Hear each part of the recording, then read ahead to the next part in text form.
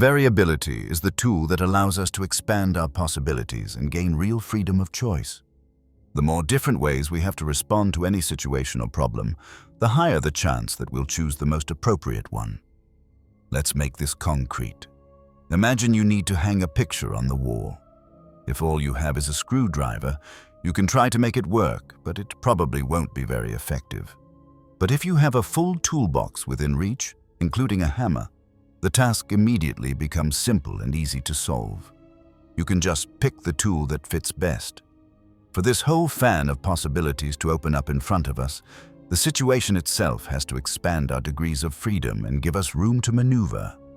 Our first impression of what's happening around us can form incredibly fast, literally in a matter of seconds. Malcolm Gladwell, in his book often translated as Blink, The Power of Thinking Without Thinking, writes that the part of our brain that makes instant decisions is called the adaptive unconscious and works like a giant computer. Humanity, he argues, has survived as a species largely because we possess this alternative decision-making system, capable of performing very rapid analysis based on very small amounts of information. Trusting the unconscious helps us choose the most suitable option out of all the ones available. If you compare consciousness and the unconscious, they relate to each other like the visible tip of an iceberg and its massive hidden part under the water. The unconscious governs an enormous range of mental processes and phenomena that lie outside the control of our conscious mind. Insight, inspiration, a sense of foreboding, intuition. These are all manifestations of the unconscious, its language, through which it regulates our actions. The same goes for sudden irresistible desires, impulsive actions, and intuitive choices that quietly steer us toward what is better for us and what our nature is really striving for. By the way, laziness, being late, mistakes, and even many illnesses are often signals from the unconscious, pointing toward a wrong path that could eventually bring us serious trouble. Only by loosening the tight reins of rationalization and daring to trust our hunches and intuition can we really listen to ourselves and allow the unconscious to make the best choice on our behalf. The capabilities of our unconscious are astonishing. A person can absorb information unconsciously, for example, hypnopedia, learning in one's sleep, process it, and solve problems that resist conscious thinking, even drawing on past personal experience without realizing it. Every one of our actions is preceded by an internal construction of choice based on information stored in the unconscious. And without knowing it, we run the same program that was used before in a similar situation. These coherent programs are known as fixed action complexes. A person builds these fixed complexes mainly over the course of accumulating individual experience. For example, we sometimes don't even understand why we dislike a particular person. But that is the unconscious at work, retrieving fixed complexes from past experience that warn us that this particular combination of traits once caused us a lot of trouble. The unconscious keeps cycling through these programs until it finds the one that best matches our current situation. That is why, in any new circumstances, the advantage always belongs to the one who has more options, more fixed complexes of action, in other words, more degrees of freedom. Many philosophers and writers have spoken about trusting this mysterious power, the unconscious, which far exceeds the abilities of common sense. Always follow your inner voice. Albert Schweitzer.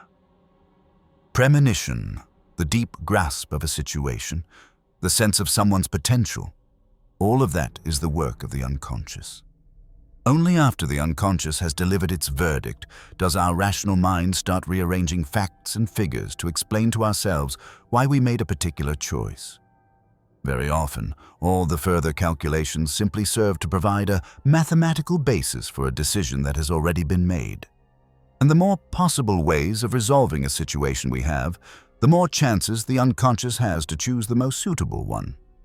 This principle of multiple variants as the key to the right decision lies at the core of many political models of governance.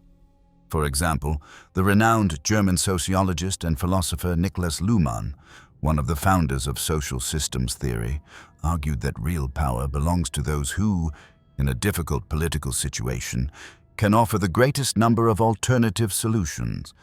History shows that the ability to see many options and to follow one's unconscious impulses has always distinguished great rulers and military leaders. It was precisely thanks to his skillful use of both his rational and his unconscious capacities that Napoleon Bonaparte became the greatest of the great. Two dominant qualities in his character helped him: an iron will in carrying out his plans, and an extraordinarily free imagination. This is how he spoke about himself. "My genius lies in the fact that, with one quick glance, I take in both the difficulties of a task and, at the same time, all the resources for overcoming these difficulties. To this, I owe my superiority over others." A man must choose. This is where his strength lies, in the power of his decisions. Paulo Coelho. So our task is to widen the number of possible courses of action we can compare and choose from. The more options we see and the more we know about them, the easier it becomes to decide, and the better the option we can ultimately pick. The main thing is to give the unconscious a chance to make the right decision. Sigmund Freud built his famous theory around the idea that it is the unconscious that truly determines our behavior, quietly leading our conscious mind toward the needed decision.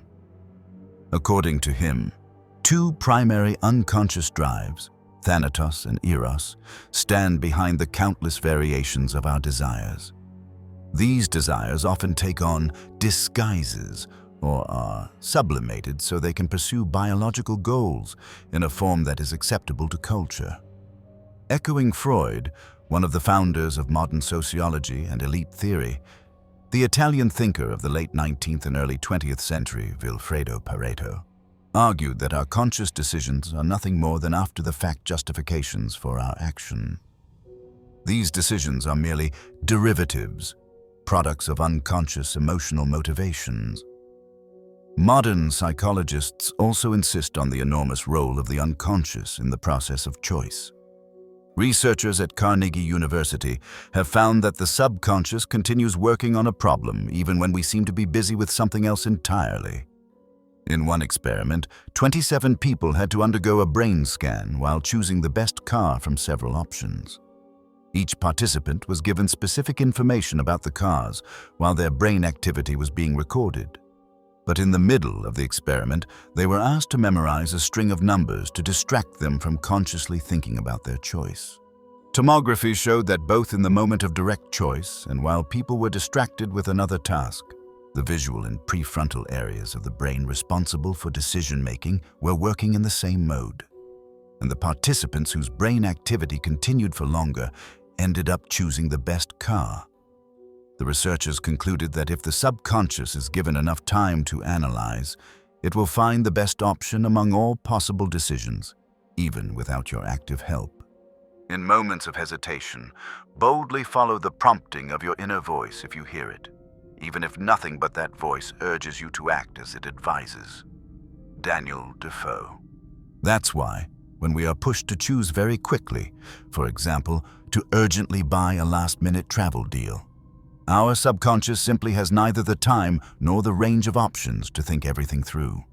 In such situations, we are almost guaranteed to make a mistake and later regret the decision and the money spent. Variety of options and freedoms leads to creative solutions of a new, higher quality, says psychologist Caroline Turner. If our subconscious has enough freedom and time to analyze all the options available, it can synthesize the best possible answer to our question. Our ancestors probably sensed this remarkable ability of the brain to work without our active participation. It's no coincidence that, when faced with an important choice, people say, "Morning is wiser than evening," and suggest taking a pause before making a decision. In almost every cultural tradition, there are references to the fact that beyond a person's rational, logical thinking lies an ocean of the unconscious, what is often called the soul, a prophetic power, spirit, God. For the soul, too, is something prophetic, said Socrates, the famous ancient philosopher, a true sage and the teacher of Plato. From early childhood, Socrates heard a voice that appeared at various moments in his life. He believed this voice was nothing other than an expression of the divine will, and so he unfailingly obeyed all the instructions of his daimon, as he called it. It is also known that after Socrates was sentenced to death, his daimon fell silent. Socrates took this as a sign that he was on the right path and, surrounded by those who respected him, silently drank the cup of poison. His followers, Plato and the Stoics, identified the daemon with a person's inner voice, the conscience. In Greek mythology, it is a collective name for supernatural beings, demigods or spirits who occupy an intermediate state between humans and gods. In Roman mythology, their equivalent is the genius, and in Christianity, the guardian angel. Why do we need to wait?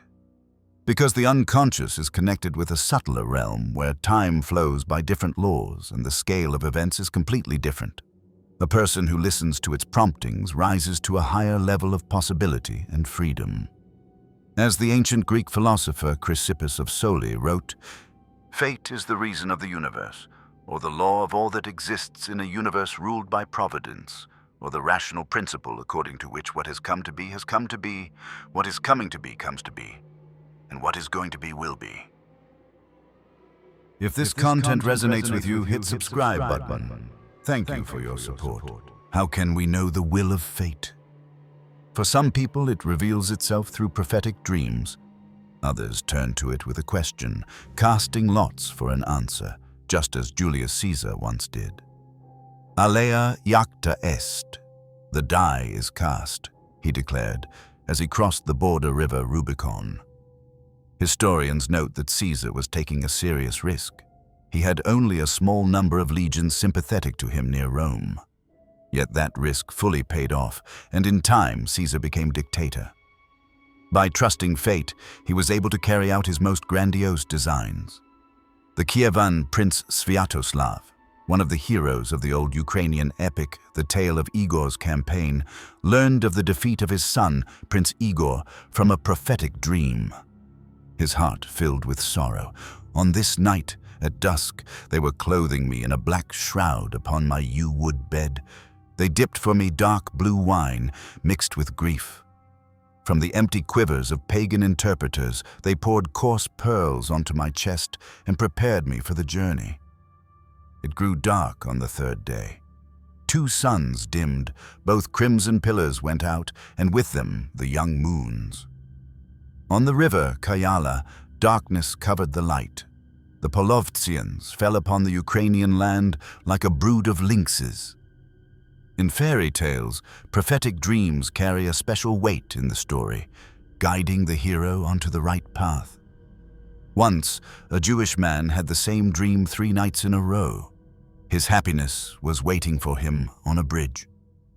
So he went to the bridge, hoping to find a hidden treasure.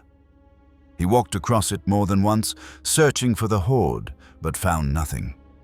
The bridge guard asked him why he kept pacing back and forth. The man told him about his dream.